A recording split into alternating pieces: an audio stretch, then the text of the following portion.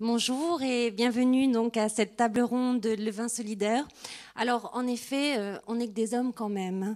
Et on n'est que des hommes face à des dangers qui nous menacent à très court terme. Vous en avez entendu parler toute la semaine, changement climatique, il a déjà commencé, extinction des espèces, disparition des écosystèmes qui nous fournissent notre nourriture, notre eau, notre air, nos paysages, nos bonheurs aussi. Mais hier, on a quand même entreaperçu des solutions. Et surtout, en clôture de journée, on a beaucoup parlé d'éthique. Alors Chantal Jacquet disait « Un homme, où qu'il soit, doit avoir une éthique, c'est-à-dire une responsabilité. Être l'homme et la femme debout qui se posent des questions sur les phénomènes auxquels ils participent. » Corinne Lepage disait aussi « Un homme devient responsable à partir du moment où il sait. Ensuite, c'est une question d'honnêteté avec soi-même et de courage pour mettre en adéquation nos actes avec notre conscience. » Alors ici, nous allons en parler du système économique. Aujourd'hui, on va mettre les mains dans le cambouis. Ici, là, vous avez des entrepreneurs. Et nous allons parler donc d'argent, de consommation, d'industrie. Nous avons ici un tour opérateur, Franck Pottet, le tourisme, la seconde industrie au monde. Argent, éthique, deux mots qui semblent ne pas faire bon ménage. Et pourtant, si ici il y avait les germes d'une autre attitude économique où l'argent se conjugue avec l'éthique. Donc c'est ce qu'on va voir aujourd'hui. Alors, on est autour de cette table. Véronique Léna, qui est administratrice de Max Havelaar France, auteure de 5 histoires, Changer le monde sans trop se raconter d'histoire. Véronique Léna va nous parler donc du commerce équitable. Jackie Blanc, banquier, président du directoire de la Banque de la Nef, la nouvelle économie fraternelle.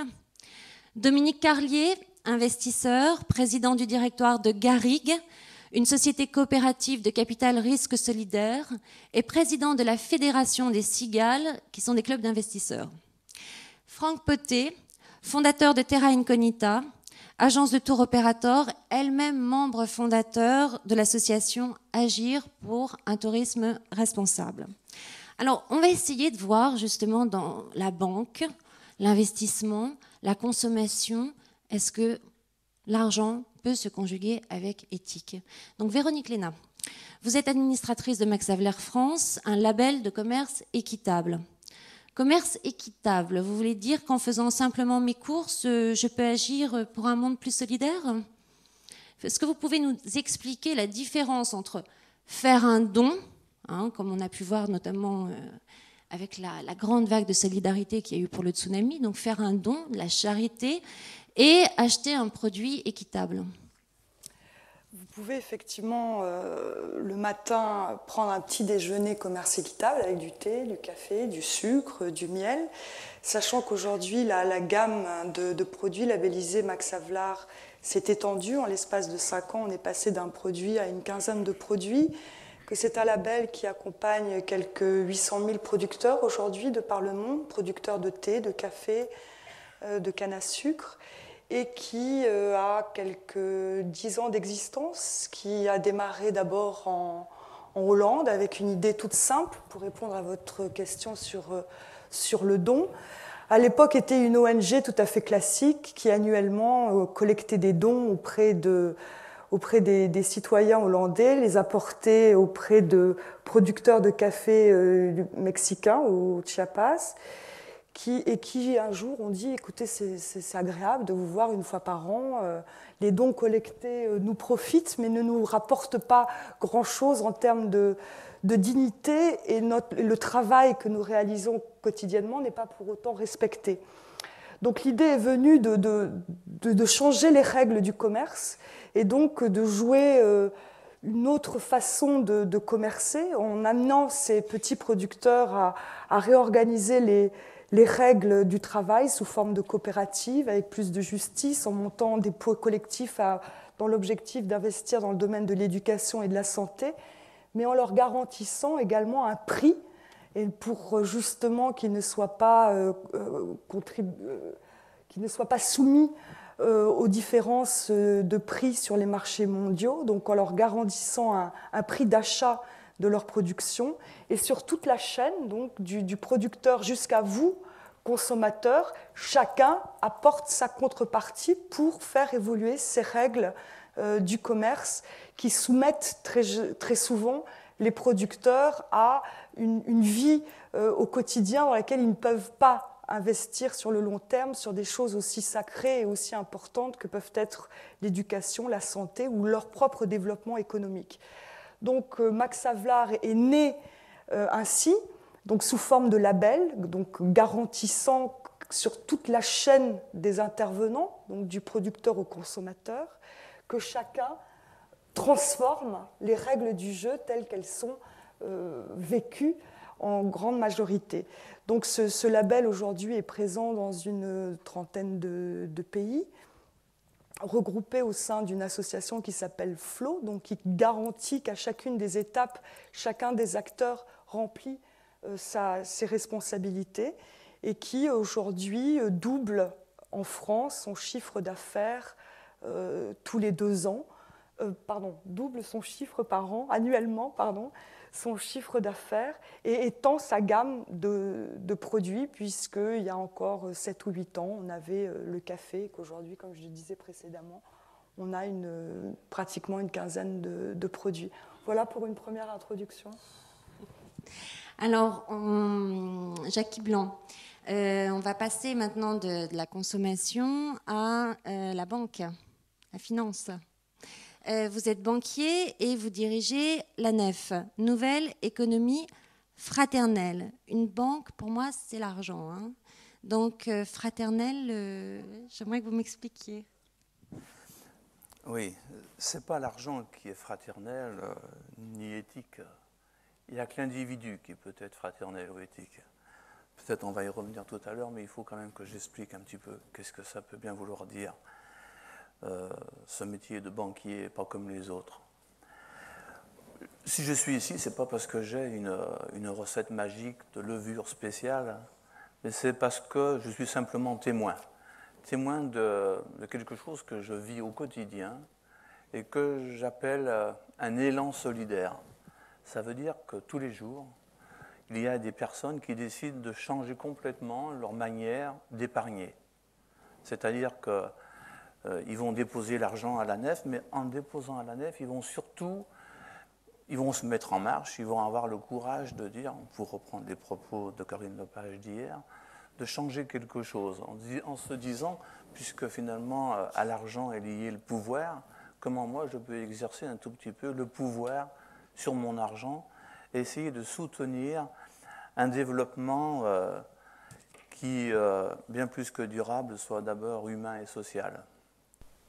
Alors, ils ont la possibilité donc de déposer leur épargne en disant « je veux que mon argent puisse être utilisé dans tel ou tel secteur ». Et les secteurs dans lesquels on l'utilise, c'est uniquement l'agriculture biologique, toute la filière des produits biologiques, tout aussi le secteur qu'on appelle social, qui inclut bien sûr le commerce équitable, mais aussi d'autres activités d'aide aux personnes. Et puis une dimension culturelle, parce que ça nous paraît aussi très important de pouvoir aider les individus à se développer culturellement. C'est d'abord la première chose, il faut d'abord prendre conscience au début. Donc voici les secteurs dans lesquels les gens peuvent choisir d'orienter leur argent. Et donc nous recevons la lourde responsabilité au quotidien de devoir respecter ces intentions qui nous sont livrées avec cet argent, de l'orienter de façon particulière et donc d'exercer notre métier de banquier de manière différente. Alors différent, ça veut dire quoi? Eh bien surtout, on le fait en transparence absolue. Ça veut dire qu'on publie chaque année dans un rapport annuel à tous nos sociétaires, parce que nous sommes une coopérative, les épargnants sont des sociétaires de la coopérative NEF, et on raconte pour chaque prêt qu'on a fait une petite histoire qui dit précisément à qui on a prêté, on donne le nom, l'adresse, le téléphone des gens, pourquoi on a prêté, exactement. Et c'est ça qui permet de créer un lien on peut dire, un pont entre les épargnants et les emprunteurs, et de faire en sorte de faire circuler à travers l'argent une certaine énergie. Et effectivement, là, on peut rejoindre l'éthique et la solidarité à ce niveau-là. Et le dialogue, alors? C'est-à-dire que, apparemment, si j'épargne à la nef, je sais où va mon argent, je peux contacter les gens. C'est un système bancaire beaucoup plus humain, finalement, beaucoup plus avec des échanges entre les gens. Oui, bien sûr, c'est ça l'essentiel. C'est donc pouvoir se dire, voilà, mon argent a servi tel ou tel projet. Alors, il n'y a pas de droit pour aller, par exemple, dans le gîte rural que nous aurons financé à travers le réseau Accueil Paysan, par exemple. On n'a pas le droit d'aller dans un gîte en disant « moi, je suis votre financeur, je réclame 50% de réduction ». Non, il faut un certain respect, bien sûr. Hein. Mais on peut dire « oui, je suis content, moi, je suis sociétaire de la nef et je viens dormir dans le gîte que la nef a financé, ça me fait plaisir. » Voilà. Et ça crée du lien, ça, tout simplement.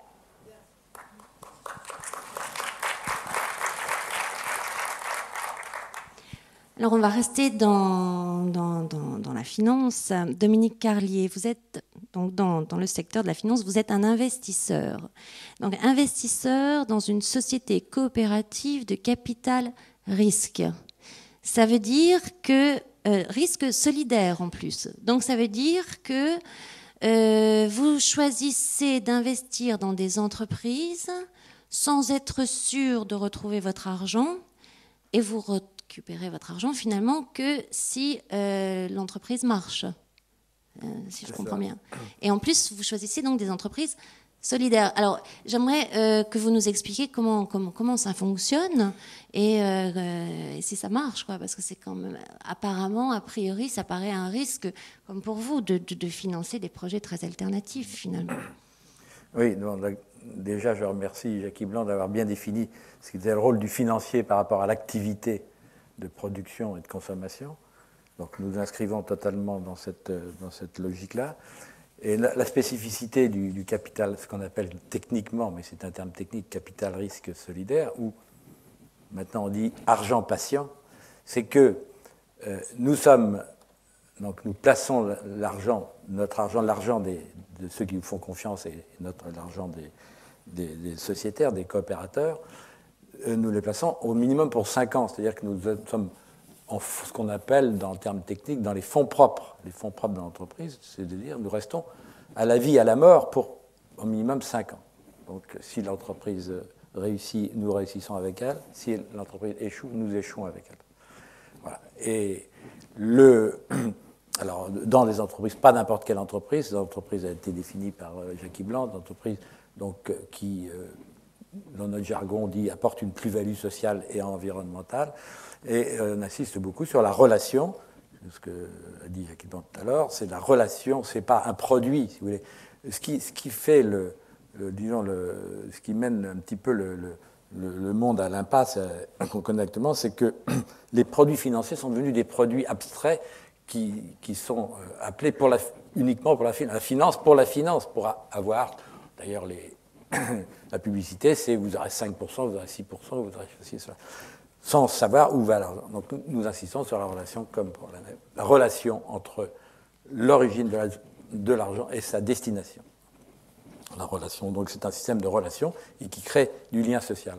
Alors exemple, ici un exemple local de l'action que l'on mène, il y a une société coopérative que nous avons soutenue, à la fois les clubs d'investisseurs Sigal et Garrigue, qui s'appelle Autopartage Provence, donc vous pouvez avoir des petits prospectus sur place. Bon, qu'est-ce qu'elle fait? Elles organisent une façon de mettre en commun l'utilisation de la voiture, ce qui crée moins de voitures en circulation, moins de pollution et, disons, un bénéfice financier pour tout le monde.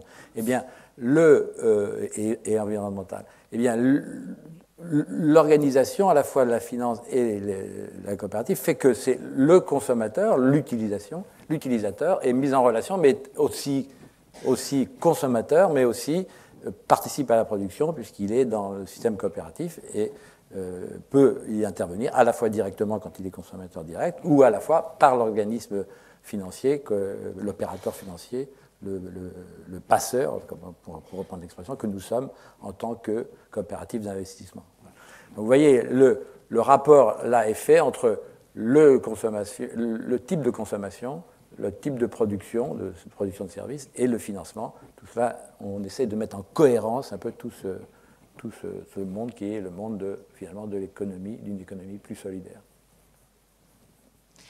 Et Franck Pottet, alors vous êtes tour opérateur. Donc,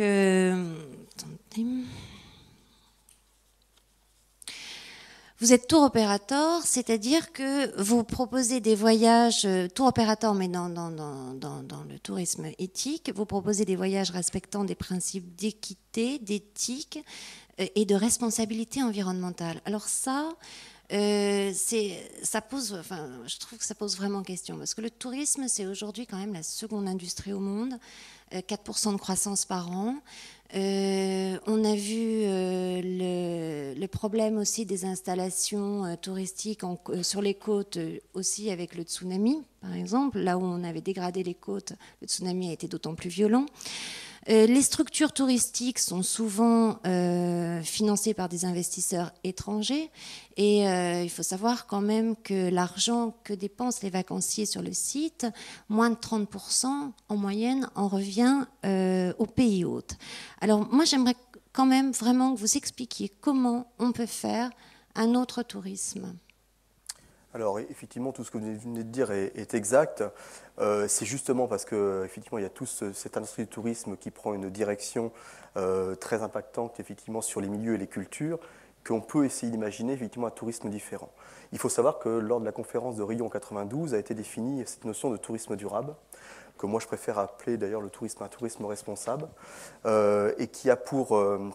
c'est un concept, et ce n'est qu'un concept effectivement qui définit que le tourisme responsable a pour enjeu effectivement à ce que le développement du tourisme se fait tout en préservant le développement durable vers les sites visités et les populations côtoyées.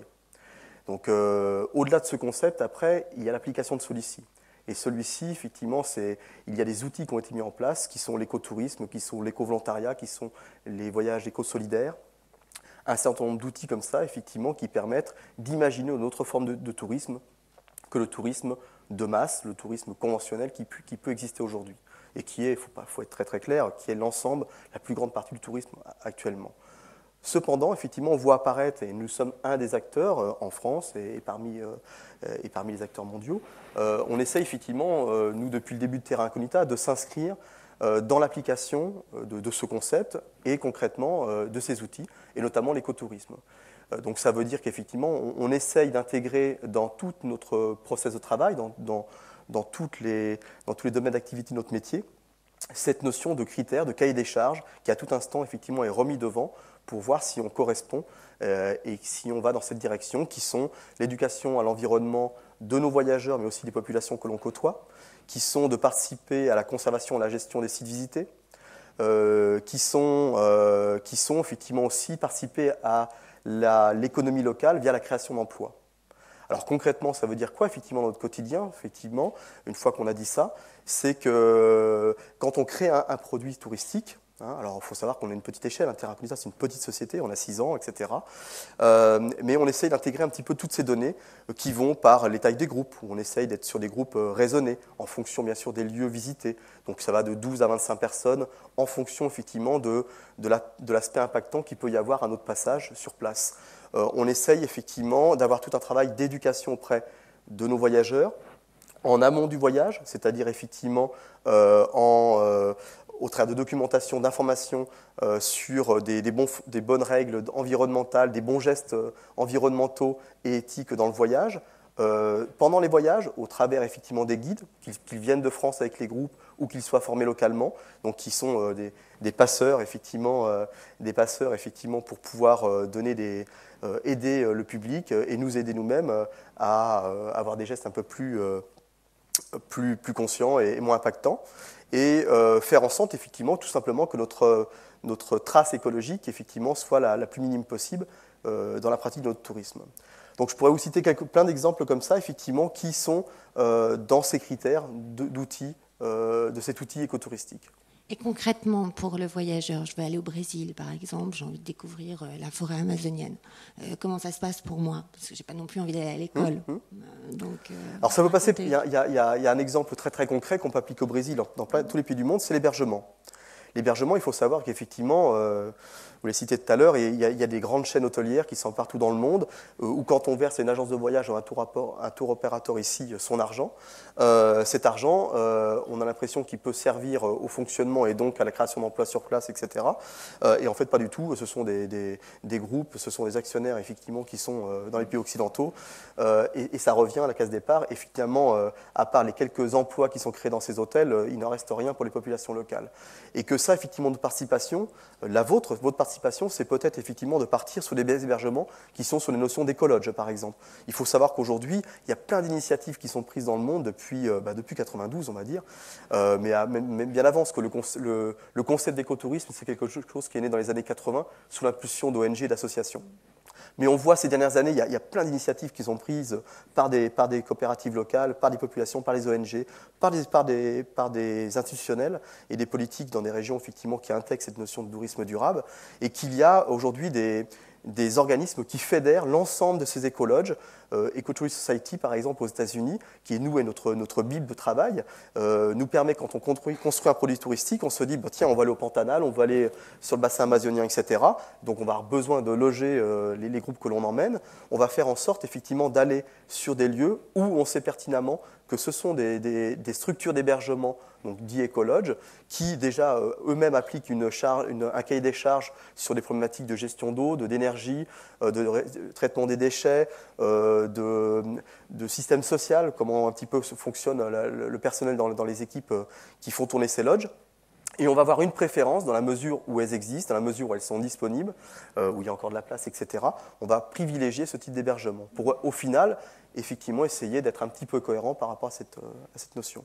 Et donc pour les touristes, ils vivent davantage finalement le pays où ils viennent. Ils sont pas. Oui, parce que généralement l'âme de ces lieux, souvent, ça va de soi. L'âme de ces lieux, c'est l'architecture des bâtiments est souvent beaucoup plus en harmonie, beaucoup plus de caractère et beaucoup plus dans l'état d'esprit d'un pays et reflète la culture d'un pays. Les gens qui travaillent là aussi ont fait leur propre démarche, un petit peu comme nous on l'a fait.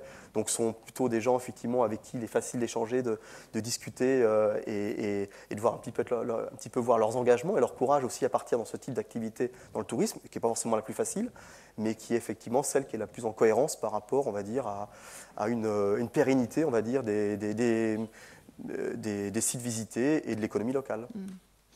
Alors donc, d'après ce que vous dites, on peut conjuguer l'éthique à tous les verbes.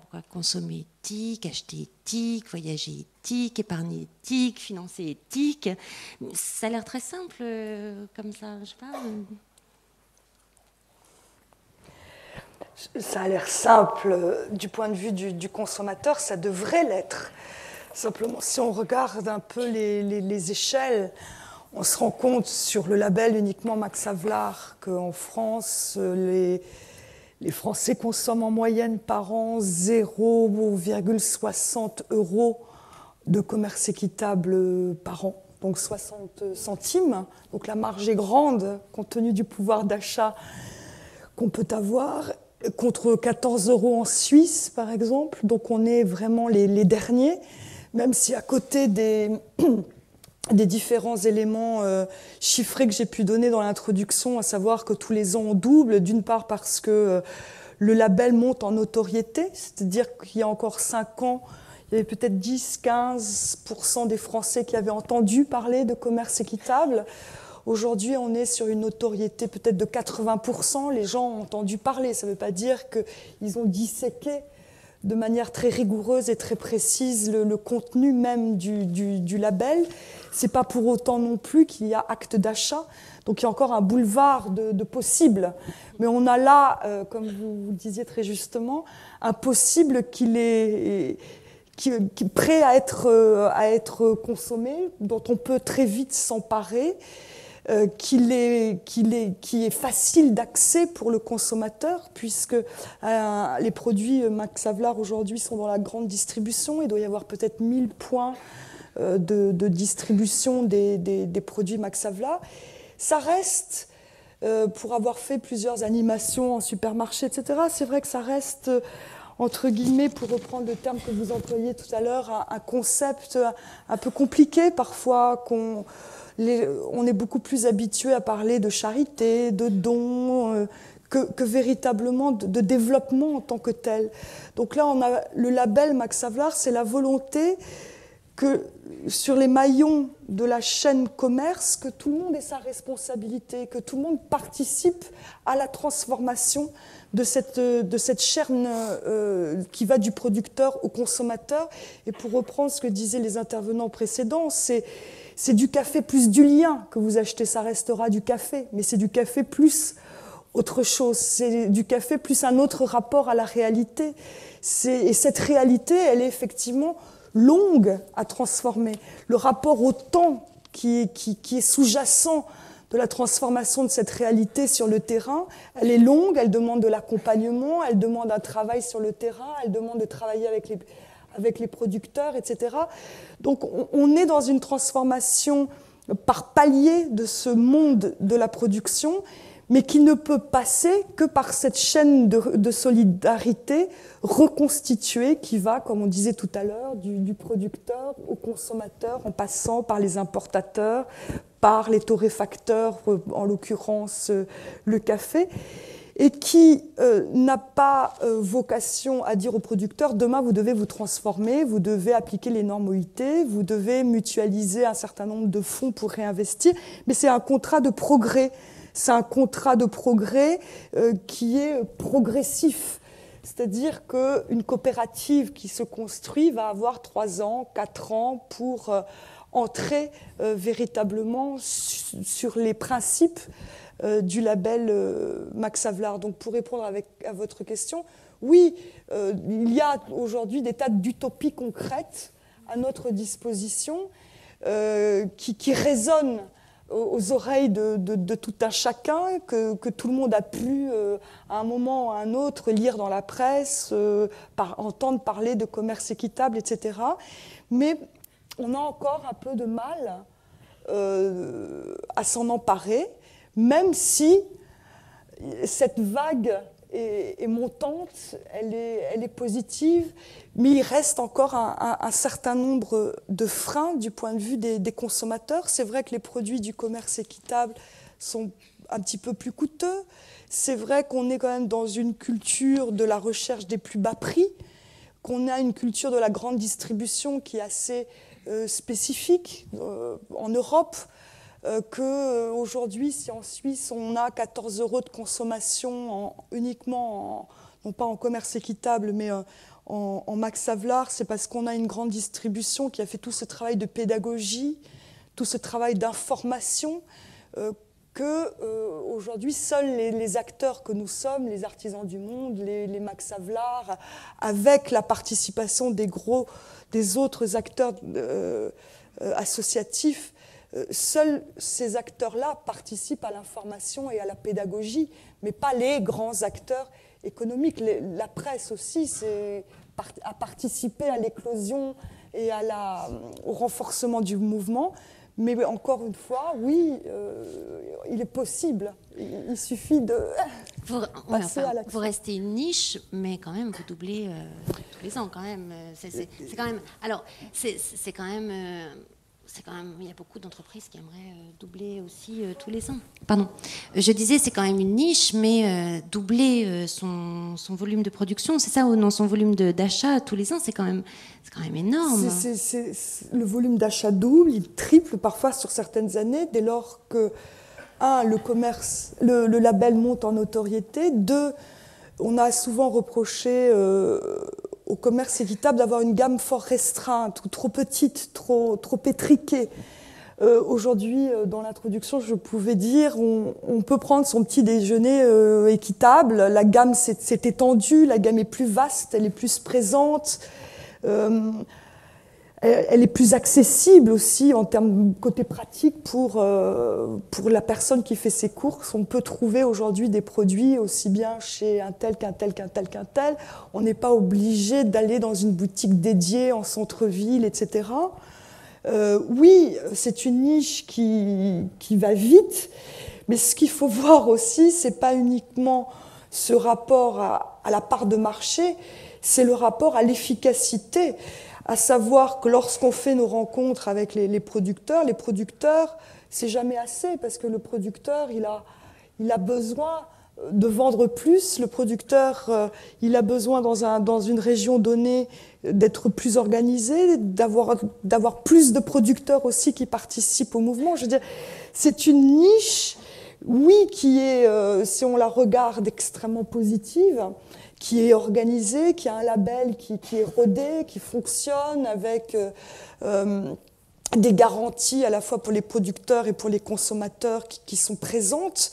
Mais il faut voir la pression aussi du point de vue des producteurs et l'urgence aussi pour les producteurs d'entrer dans cette dynamique du commerce équitable. Donc l'urgence, elle est criante. Il y a beaucoup de producteurs en fait qui cherchent à rentrer dans le commerce équitable mais qui ne peuvent pas parce qu'il n'y a pas assez de consommation en Europe. C'est un peu ça que vous dites. Et pour eux, ça veut dire s'il n'y a pas assez de consommation en Europe, ça veut dire qu'ils ne peuvent pas s'organiser de leur côté, ils ne peuvent pas fonder leurs écoles, fonder leurs infrastructures, leurs coopératives. C'est ça. En fait. C'est-à-dire que c'est simple, hein, c'est-à-dire que des producteurs s'organisent et disent on aimerait participer à la dynamique commerce équitable au travers du label A, B, C ou D, etc. Dès lors, on a une charte, hein, pour faire très précis, à savoir que ces producteurs généralement épars, dispersés, non organisés, sont amenés à s'organiser en coopérative, donc avoir des règles du jeu entre eux en termes de responsabilité, etc., qui soient transparentes, comme vous parliez tout à l'heure de vos sociétaires ou de vos coopérants. C'est également des règles du jeu d'investissement sur des besoins vitaux, qui sont l'éducation, qui sont la santé, qui sont le respect des droits du travail, etc. Et qui... on voit les résultats et l'efficacité, c'est-à-dire que ces produits sont vendus, mais le nombre de coopératives qui tapent à la porte est grand. Et dès lors, plus la demande évolue et plus les possibles pour les producteurs, qu'ils soient de café, de bananes, de thé, etc., puisqu'on a le mouvement a essentiellement démarré sur l'Amérique latine, qui avait une culture coopérativiste extrêmement forte. Aujourd'hui, grâce au ministère des Affaires étrangères en France, elle s'étend sur l'Afrique de l'Ouest. C'est une dynamique là qui est nouvelle, où on travaille actuellement à des filières coton. Donc demain, peut-être des t-shirts, commerce équitable, etc. Donc il y a toute une dynamique, il y a tout un tas de possibles dès lors que le consommateur s'approprie de cette démarche aussi, car amener des gens, en l'occurrence des producteurs, dans l'aventure du commerce équitable et avoir des produits qui sont stockés en commerce, ça n'a pas de sens. Je veux dire. Donc c'est une responsabilité aussi qu'il n'est possible de prendre qu'avec l'alliance des consommateurs ici. Donc en fait, vous voulez dire qu'il n'y a pas d'économie solidaire et durable, déjà sans un engagement de fonds qui prend du temps et un engagement finalement du consommateur. Vous avez la même problématique à la Nef, à Garrigues ou à Terra Incognita, c'est-à-dire une vraie demande des entreprises qui cherchent des investissements ou des emprunts ou des structures touristiques locales. Nous, effectivement, on a on a une croissance effectivement qui montre effectivement qu'on est parti dans une niche qui s'ouvre et qui nous donne espoir, qui nous insiste à avancer, mais aussi il faut faire le constat qu'on part de rien, donc on part de zéro, donc d'avoir une croissance c'est aussi normal. Mais ce qu'il faut bien s'imaginer, c'est qu'on a un grain de sable dans l'industrie touristique, ça a été le préambule, on n'est rien du tout, hein, on représente Epsilon. Ceci dit, effectivement, c'est pour ça qu'effectivement ce travail que l'on fait, c'est bien, c'est sympa, on est dans un métier de passion et on est fiers de le faire. Mais il ne peut avoir un sens, et c'est là où on agit maintenant, que si on fait aussi un travail au niveau corporatiste. Donc on a mené toute une action effectivement depuis plusieurs années. Je dis on, c'est que c'est pas Terra Incognita seul, c'est pas moi seul, c'est avec d'autres confrères de mon métier, effectivement, qui ont la même sensibilité, d'essayer de mener un certain nombre d'actions collectives vers notre profession, notre façon de fonctionner et vers le public. C'est par exemple, il y a quelques années, la création de la charte éthique du voyageur, qui a maintenant pris une belle ampleur, qui a été pour vocation effectivement de sensibiliser, d'éduquer nos voyageurs effectivement à des notions environnementales et éthiques sur le terrain, et par-delà effectivement de nous imposer effectivement de les respecter, sinon on prend un retour très rapidement. Ça a été après effectivement la création d'une charte respect du désert, très spécifiquement sur les milieux désertiques, notamment sahariens, où il y a un tourisme, on sait, assez important avec des problématiques de gestion de déchets, d'utilisation de l'eau, du bois pour la cuisine, etc. Et puis, plus récemment, vous y faisiez référence tout à l'heure, on a participé début 2004 à la création d'une association qui s'appelle ATR, Association Agir pour un tourisme responsable, et qui a pour vocation non plus d'aller vers le public dans un premier temps, mais d'aller faire un travail en interne dans notre façon de travailler, nous, tour opérateurs. Donc c'est plus un code de déontologie, et notamment avec pour objectif la mise en place d'un label qui aura lieu fin 2005 à peu près, qui ce label effectivement après sera diffusé, communiqué au public pour qu'ils puissent effectivement choisir en toute conscience les tour opérateurs qui auront ce label ou qui ne l'auront pas. Mais en tout cas, pour avoir ce label, avec des gens externes à notre métier, dans le domaine du tourisme durable et des gens impliqués dans le développement durable, on va essayer de définir, on a défini un certain nombre de cahiers des charges sur lesquels on va devoir effectivement respecter le maximum de points possibles pour que demain, obtenir ce label et pouvoir effectivement être crédible, et non pas un acteur terra incognita ou quelques acteurs, mais un ensemble de tour opérateurs, aujourd'hui une vingtaine, dans cette démarche, pour effectivement aller vers le public et de dire maintenant, à vous de choisir. Est-ce que vous avez envie de nous soutenir ou pas? Et voilà. Donc concurrent, mais fédéré quand même. Ah oui, tout à fait. Il le faut. Ouais, il le faut. Et Dominique Carlier, on déjeunait tout à l'heure ensemble, et vous disiez que c'était... oui, vous êtes en train finalement de bâtir une autre attitude économique, mais qu'il fallait pas... c'était pas une économie... comme on la pense depuis 200 ans, de la recherche du profit maximum, mais une sorte d'équilibre qu'on peut... On ne peut pas penser profit maximum si on pense économie solidaire. Une sorte d'équilibre entre profit et plus-value sociale, environnementale et surtout avec une plus-value, vous disiez, humaine. Je pense qu'il y a déjà un premier terme, c'est dans le court terme, il n'y a pas de compatibilité entre le résultat de profit à court terme et le respect de l'environnement, de l'homme et de l'environnement. Ça, c'est... L'expérience, le monde, on ne va pas revenir là-dessus. Donc il faut déjà penser long terme. C'est pour ça qu'on parle d'argent patient. Quand on investit dans une activité humaine, surtout quand elle est innovante, il ne faut pas en attendre tout de suite des résultats. Donc il faut avoir cette notion du temps. En plus de ça, quand c'est innovant socialement et écologiquement, c'est disons les financiers normaux, mis à part la nef qui n'est pas normale, justement, ne font pas confiance. Il faut prendre des risques. Et comme l'a dit Jacqueline tout à l'heure, le seul qui puisse prendre des risques, c'est l'individu. Il faut bien se mettre ça dans la tête. La collectivité, quelle qu'elle soit, ne prend pas de risque. Une entreprise, à partir du moment où elle devient assez grosse, ne peut pas prendre le risque de se perdre. Seul l'individu peut prendre des risques, pas tout, il ne va pas risquer tout son argent, mais une partie de son argent. On va faire un équilibre, lui-même va faire son équilibre entre ce qu'il veut sécuriser et ce qu'il veut, disons, risquer. Alors ça, c'est important. Il faut toujours mettre en cohérence le niveau de risque et puis l'outil qu'on utilise et ce qu'on en attend pour un avenir, pour les générations futures, à la limite. Donc c'est du très long terme. Voilà. Donc en fait, on va substituer le risque environnemental, au risque environnemental que prennent les financiers classiques. Nous, on prend un risque financier, mais on accepte ce risque. Et ceux qui nous font confiance acceptent ce risque parce qu'ils en attendent une plus-value sociale. Et ça marche. Parce que nous avons conscience, tout à l'heure, comme disait notre collègue, on est microscopique dans le marché, ce qu'on appelle le marché financier. Nous sommes microscopiques. Mais nous sommes à l'origine de mouvements qui se développent et ensuite qui sont repris. Prenons l'exemple du commerce équitable, du bio, de l'énergie renouvelable. Nous avons été à l'origine de tous ces mouvements. Toutes les entreprises qui ont commencé n'avaient pas la confiance des financiers normaux, parce que ça ne rapportait pas. Et d'ailleurs, en ce moment, ça ne rapporte Bon, le bio commence à rapporter, mais le commerce équitable, ça ne rapporte rien. Tout ce qui est vraiment juste dans un monde complètement déréglé, tout ce qui respecte vraiment l'homme et son environnement, ne peut pas faire des profits considérables. Donc on ne peut pas se mettre comme règle première une recherche de profit.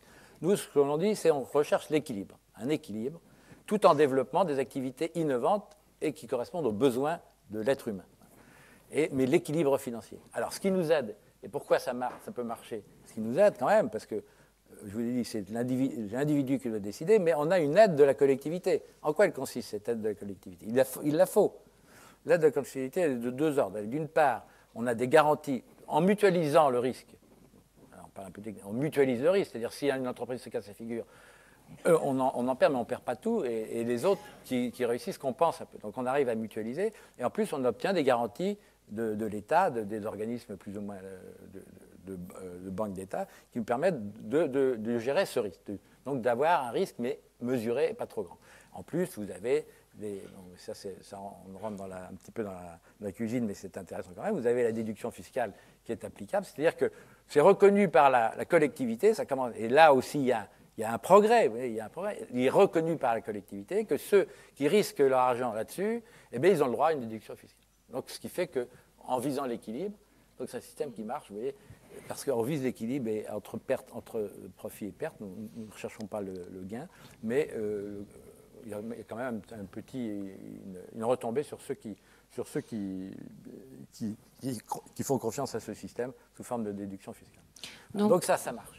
Donc, quand on entendait la voix off tout à l'heure, oui, finalement, on est des victimes du système, on n'est que des hommes. Si on refuse de n'être que des victimes de système et des rouages d'une sorte de rouleau compresseur, on va dire, si on refuse d'être des rouages, si on devient acteur,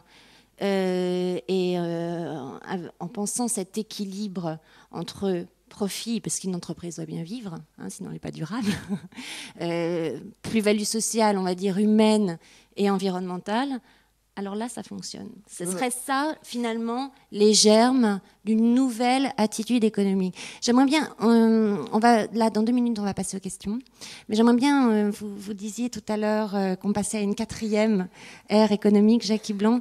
J'aimerais bien qu'on conclue là-dessus, sur ce que vous disiez tout à l'heure, et puis ensuite, on passera aux questions du public.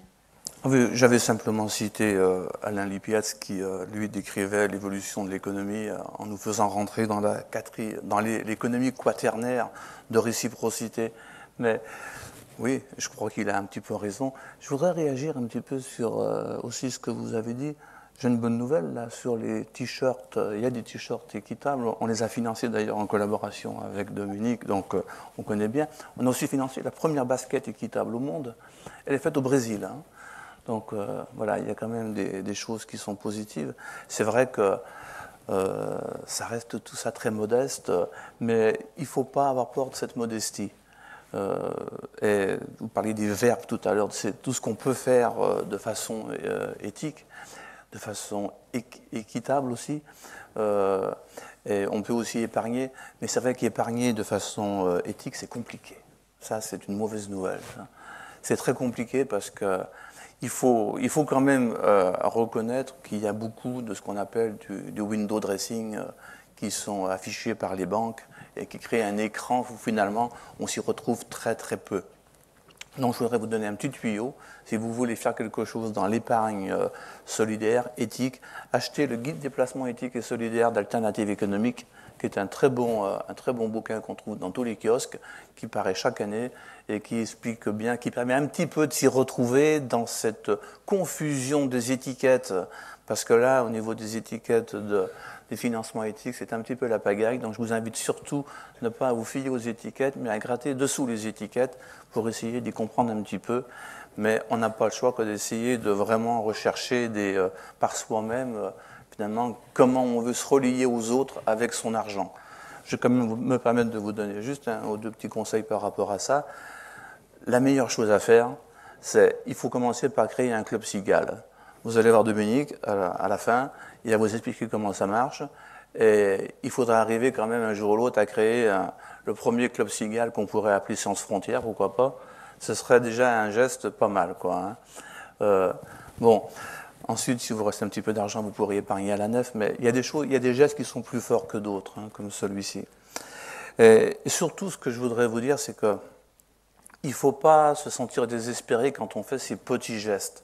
En réalité, on ne peut faire que des petits gestes, parce qu'on n'est pas tous des grands dirigeants de grandes multinationales, donc on n'a que l'argent qui est dans son porte-monnaie quand on achète, quand on voyage, quand on consomme, quand on épargne, effectivement. Mais en réalité, il faut toujours se rappeler un proverbe indien qui dit que pour faire pencher la balance d'un côté, il suffit d'un seul grain de riz. Et le grain de riz qui fait pencher la balance, il n'a pas plus d'importance que les premiers grains de riz qui sont au fond du plateau.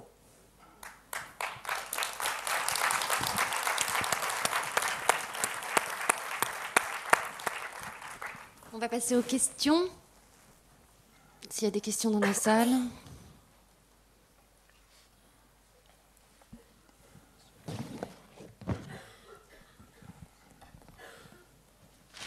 Donc on vous apporte un micro. Oui, bonjour à tous.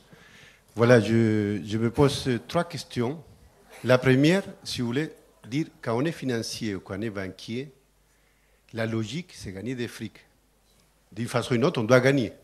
Donc, on a mes questions que je me pose, bien que je suis pour tout ce qui est commerce équitable, je me pose 3 questions. La première, quand on parle de commerce équitable, j'achète un tableau, un peintre péruvien qui ne connaît personne. Je le vends un petit peu plus cher. On peut parler de commerce équitable. Si je prends le même peintre, je vends son tableau 150 fois plus cher, je parle d'escroquerie. Ils vont certains dire que c'est le commerce équitable. Donc il faut fixer des règles pour éviter un nouvel type de surexploitation des pauvres gens. Je vous dis ça pourquoi? Parce que je vois la pire escroquerie, c'est quand les Américains au Chili, ils ont dit, nous, on va aider les Chiliens, on va exploiter le cuivre. Donc on vous prête de l'argent pour avoir des machines pour exploiter le cuivre. Nous, on vous pique le cuivre, et finalement les Chiliens se trouvaient avec plus de dettes qu'ils n'auraient rien fait. Pourquoi je donne ces réflexions? Parce que j'aimerais qu'on ne perde pas de vue dans tous ces types de choses, justement, quelle est pour nous l'éthique qu'on va mettre dans chaque chose. Quand vous disiez tout à l'heure la nef, on dit d'où vient l'argent et où il va l'argent. Moi, j'aimerais aussi qu'il y ait un détail de quel est le profit qu'on a fait et quels sont les choix qu'on a fait. Parce que je sais, Max Havelaar, avec différents types, vous faites des choix.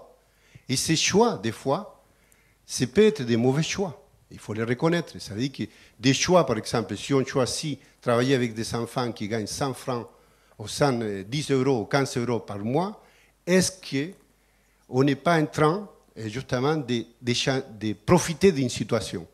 Je ne dis pas que c'est le cas, c'est votre cas. C'est les questions que je me pose pour le commerce équitable en général. Donc, et pour finir, pour le tourisme, quand on parle de tourisme, on sait qu'aujourd'hui, trop de tourisme tue le tourisme. Si aujourd'hui, dans les Calanques, on a 1 million de personnes qui vont dans les Calanques, demain, ils vont 100 millions de personnes, à un moment venu, on a un problème. Donc, quand vous parlez d'écotourisme, je pense que la surfréquentation, tous ces types d'éthiques qu'on va avoir aussi, à un moment venu, il faut dire non, on ne continue pas. Et c'est là qu'il y a le problème, que quand on est en train de gagner des sous sur quelque chose, on a du mal à freiner.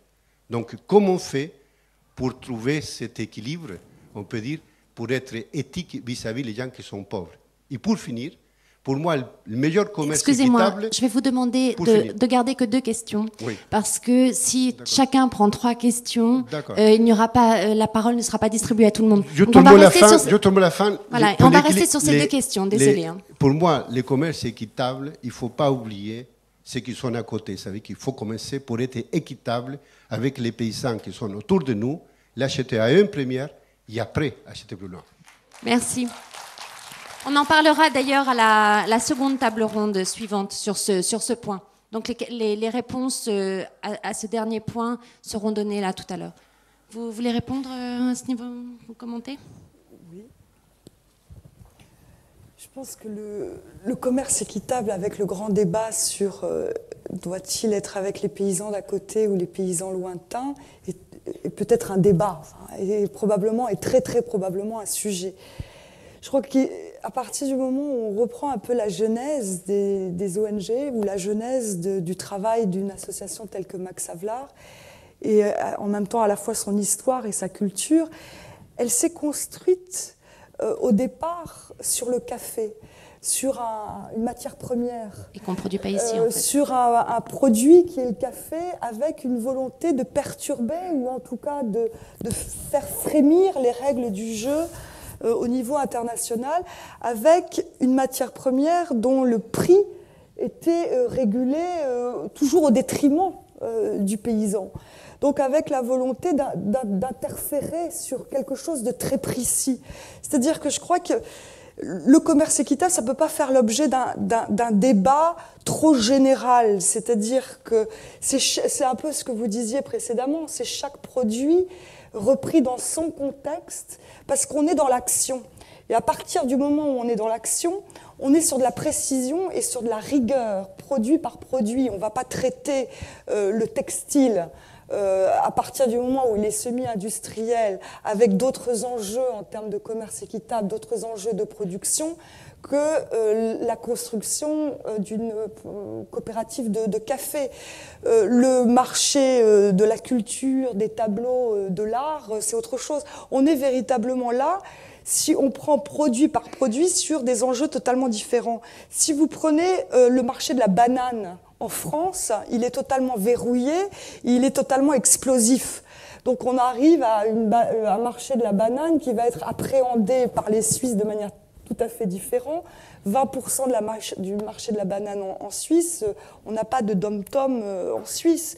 Je veux dire, donc chaque produit, chaque région va aussi appréhender la notion de commerce équitable de manière différente. Tout à l'heure, je parlais du textile. La tradition coopérative en Afrique de l'Ouest et en Amérique latine est très, très différente. La relation au syndicalisme va être différente. Donc, l'accompagnement des producteurs de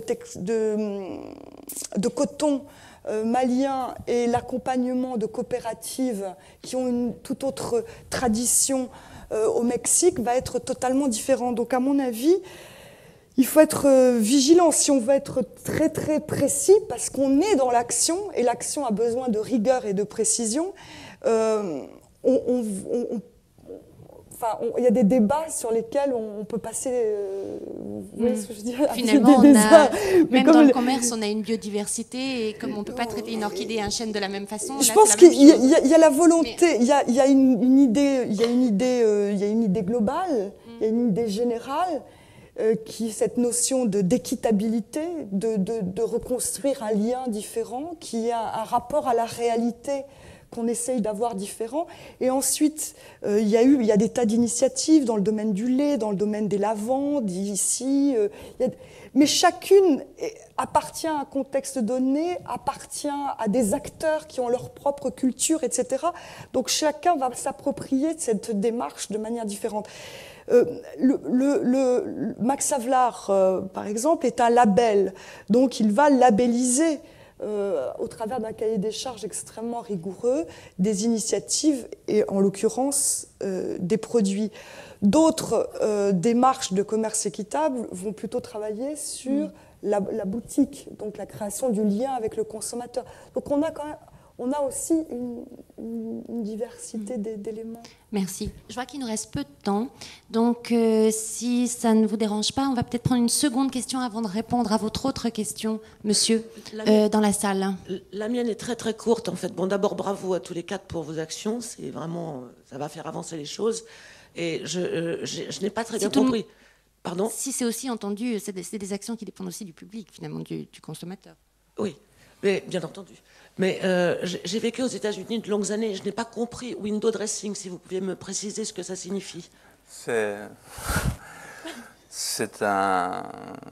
Peut-être on utilise en France des mots anglais pas appropriés. C'est un effet d'affichage. C'est-à-dire que, je prends un exemple. Si vous achetez ce petit livre qui est du guide des placements éthiques, vous allez trouver à l'intérieur le nom d'une très grande banque, dont je ne vais pas dire le nom ici, qui a inventé un super concept qui s'appelle le concept de consilience, qui fait appel à l'émotion pour essayer de susciter donc des souscriptions sur un produit qui effectivement est très intéressant et qui propose de partager ses intérêts avec une ONG. C'est quelque chose de très intéressant. C'est une manière d'offrir un service à des associations, à des ONG pour la banque, mais en aucune manière la banque s'implique dans le processus, il n'y a aucune transparence dans les financements, l'argent circule toujours de la même manière pour le même développement, c'est simplement une proposition qui est faite de détourner une petite partie de l'intérêt pour une... C'est pas quelque chose de négatif, mais vous voyez, il faut faire la part des choses. Ce qu'on a évoqué, ce qu'on a développé cet après-midi avec Dominique Carlier, c'est vraiment comment, avec l'argent qui est dans son porte-monnaie, on peut orienter un développement différent. Alors vous voyez, simplement, il faut essayer de s'y retrouver. Et les grandes banques ayant beaucoup d'argent peuvent faire beaucoup d'effets d'affichage par rapport à ces formules qui, en réalité, noient un petit peu, font un écran de fumée par rapport à des actions qui sont plus dans le fond des choses. Merci. Si je peux juste ajouter un mot en termes d'écotourisme, je suis d'accord avec ce qu'a dit tout à l'heure l'intervenant. Là, je représente un peu mon territoire d'asile, c'est Tuvalu, et je pense que c'est vraiment bien d'y apporter de l'écotourisme, mais il faut le faire avec vraiment parcimonie parce que c'est minuscule. Donc, il faut y aller à 3, 4, 5, 10 maximum, quoi. Je partage complètement cette opinion. Et il est vrai qu'effectivement, l'écotourisme peut tuer l'écotourisme. Et c'est tout le danger, effectivement, du développement souhaité de cette forme de voyage. Parce qu'effectivement, les milieux, il est évident que, on l'a évoqué tout à l'heure, le zéro impact dans le tourisme n'existe pas. On peut avoir un impact positif, on a forcément un impact négatif. Ce qui est intéressant, effectivement, c'est d'avoir un impact négatif minimum, d'en être conscient et de le minimiser au maximum. Mais l'impact négatif, de ne pas en avoir, n'existe pas.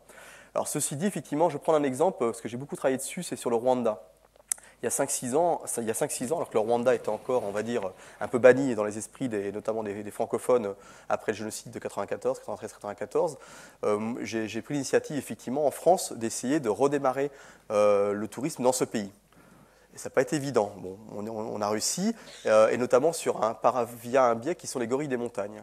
Qui effectivement, il y a un parc national au Rwanda qui s'appelle le parc des volcans, avec des gorilles des montagnes que vous avez peut-être vu dans des films sur l'histoire de Diane Fossey, etc. Et ce parc, effectivement, qui avant le génocide procurait une grande partie des revenus de la monnaie étrangère, des revenus étrangers pour le Rwanda, depuis 10 ans, il n'y avait plus de tourisme du tout du fait du génocide. L'histoire est passée, le Rwanda se reconstruit tout doucement, non sans difficulté, mais il se reconstruit politiquement, socialement, économiquement. Mais effectivement, économiquement, le tourisme, il y en a besoin. Et donc, on a remis en place le tourisme au Rwanda, à une époque où effectivement plus beaucoup d'Européens allaient au Rwanda. On a commencé à réinitialiser ça. Et au bout de 5 ans, on est dépassé par notre succès, entre guillemets, mais parce qu'effectivement, aujourd'hui, on peut difficilement avoir des places, à moins de s'y prendre 6 mois à l'avance pour aller voir les gorilles des montagnes. Parce que ce succès, effectivement, a été bien géré sur place, notamment par une fondation qui s'appelle la fondation Diane Fossey, qui, en collaboration avec le gouvernement rwandais, s'est dit qu'effectivement, oui à l'économie du tourisme des gorilles des montagnes, mais pas à n'importe quel prix, tout au moins pas dans celle, effectivement, de leur destruction à terme par trop de touristes. Donc, ils ont mis, en fait, un système de quotas, et c'est 32 personnes par jour maximum dans le parc national, 32 personnes qui viennent du monde entier et qui payent pour aller voir, et qui payent très cher, pour aller voir les gorilles des montagnes. Mais il faut imaginer que pour faire fonctionner ce parc, il y a 200 salariés, il y a toute une population autour, effectivement, aussi à faire vivre indirectement, et qu'effectivement, aujourd'hui, la seule façon d'éviter effectivement d'avoir des impacts très très négatifs grâce à ce succès d'une reprise du tourisme en voyant les gorilles, ça a été effectivement de limiter par un système de quotas. On pourrait citer les Galapagos, on pourrait citer Bornéo, etc. Mais ça doit passer par là, malheureusement à un moment donné, ou heureusement, par, on va dire, une réglementation sur place, dans le cadre des parcs nationaux, dans le cadre effectivement politique des pays concernés. C'est là où nous, effectivement, on est un acteur, mais on n'est qu'un acteur. Moi, j'ai la modestie de me dire que je ne suis qu'un maillon de cette chaîne, dans le sens où on peut interagir sur vous, les consommateurs, qui êtes les voyageurs qui partent éventuellement avec nous. On peut interagir sur nos encadrants, ceux qui partent accompagnés ou qui sont sur place localement. On peut interagir sur nos réceptifs, nos partenaires locaux. Les compagnies aériennes, on n'interagit pas, il faut être clair. C'est un autre monde, mais bon, peut-être qu'un jour. Mais dans cette chaîne du tourisme, il y a aussi plein d'autres acteurs locaux sur lesquels on n'a pas trop d'influence, il faut être sincère. Mais bon, si chacun, effectivement, à sa place fait son boulot, peut-être que... Je vous remercie.